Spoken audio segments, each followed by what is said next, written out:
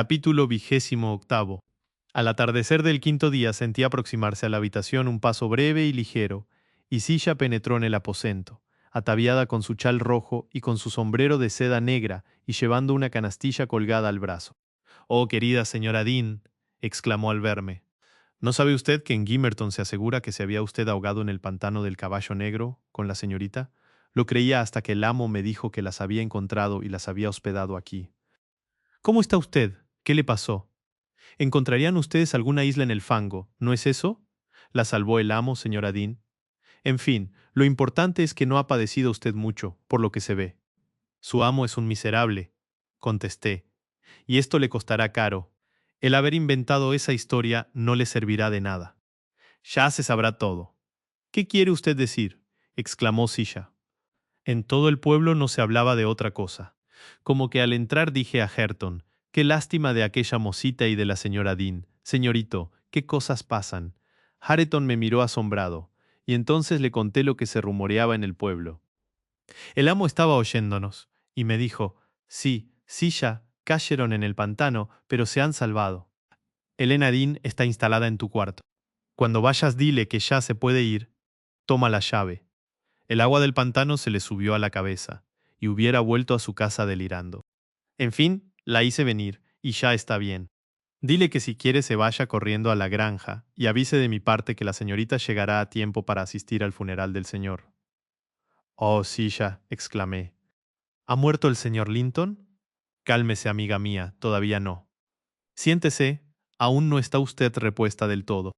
He encontrado al doctor Kermet en el camino, y me ha dicho que el enfermo quizá resista un día más». En vez de sentarme me lancé fuera. En el salón busqué a alguien que pudiese hablarme de Katy. La habitación tenía las ventanas abiertas y estaba llena de sol, pero no se veía a nadie. No sabía a dónde dirigirme y vacilaba sobre lo que debía hacer, cuando una tos que venía del lado del fuego llamó mi atención. Y entonces vi a Linton junto a la chimenea, saboreando un terrón de azúcar y mirándome con indiferencia. «¿Y la señorita Catalina?», pregunté, creyendo que, al encontrarle solo, le haría confesar por temor. Pero él siguió chupando como un necio. «¿Se ha marchado?», pregunté. «No, está arriba». «No se irá, no la dejaríamos». «¿Que no la dejarían?». «Mentecato. Dígame dónde está o verá usted lo que es bueno».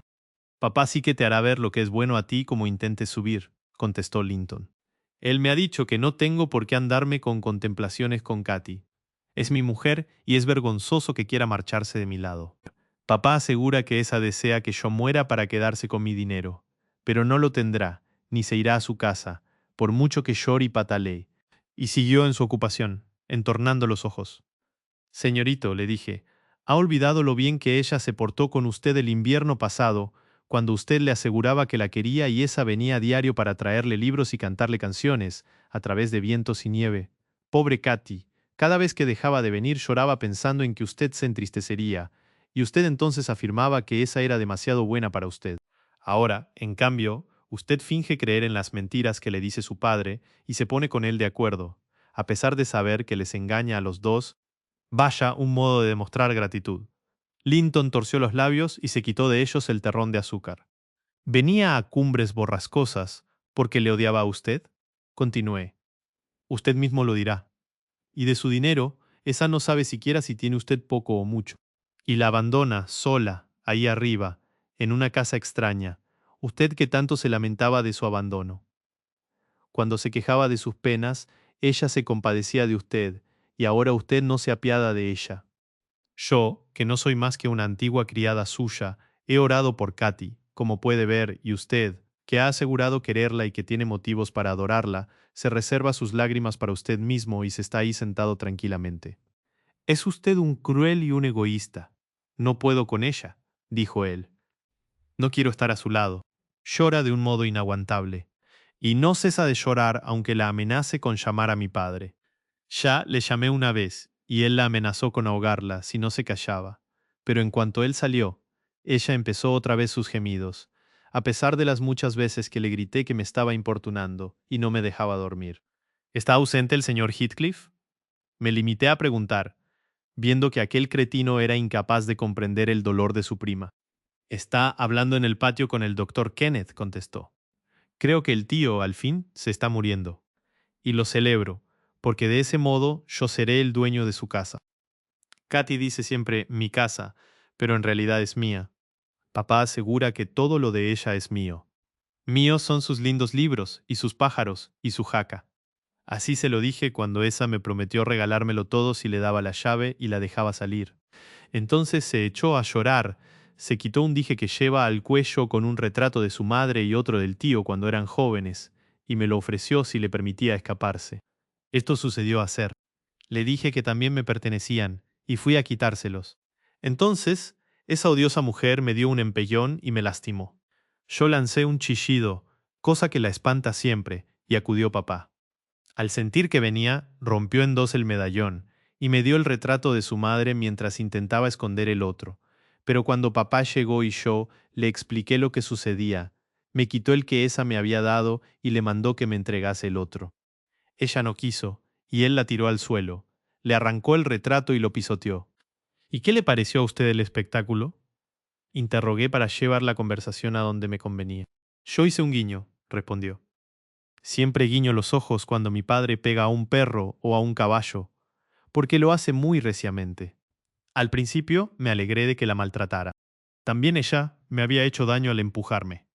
Cuando papá se fue, ella me hizo ver cómo le sangraba la boca, porque se había cortado con los dientes cuando papá le pegó. Después recogió los restos del retrato, se sentó con la cara a la pared y no ha vuelto a dirigirme la palabra. Creo a veces que la pena no la deja hablar, pero es un ser terrible. No hace más que llorar, y está tan pálida y tan huraña que me asusta. ¿Puede usted coger la llave cuando le parezca bien? Pregunté. Cuando estoy arriba, sí, contestó, pero ahora no puedo subir. ¿En qué sitio está? Volví a preguntar. Es un secreto y no te lo diré, respondió. No lo saben ni siquiera Hareton ni Silla. Ea, estoy cansado de hablar contigo. Márchate. Apoyó la cara en un brazo y cerró los ojos. Yo reflexioné que lo mejor era ir a la granja sin ver a Heathcliff y en ella buscar auxilio para la señorita.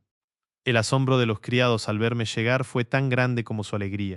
Al advertirles que la señorita estaba a salvo también, varios se precipitaron a anunciárselo al señor. Pero yo me anticipé a todos. Había cambiado mucho en tan pocos días. Esperaba resignado la muerte. Estaba muy joven. Aún no tenía más que 39 años, pero representaba 10 menos. Al verme entrar, murmuró el nombre de Katy. Me incliné hacia él y le dije, «Después vendrá Catalina, señor». «Está bien, y creo que vendrá esta noche». Al principio temí que la alegría le perjudicase, y en efecto se incorporó en el lecho, miró en torno suyo y se desmayó. Pero se recobró enseguida, y entonces le relaté lo ocurrido, asegurando que Heathcliff me había obligado a entrar, y que, en rigor, no era totalmente cierto. De Linton hablé lo menos que pude y no detallé las brutalidades de su padre para no causar al señor Mayor amargura. Él comprendió que uno de los objetivos que se proponía su enemigo era apoderarse de su fortuna y de sus propiedades para su hijo, pero no alcanzaba a adivinar el por qué no había querido esperar hasta su muerte, ya que el señor Linton ignoraba que él y su sobrino se llevarían poco tiempo el uno al otro en abandonar este mundo.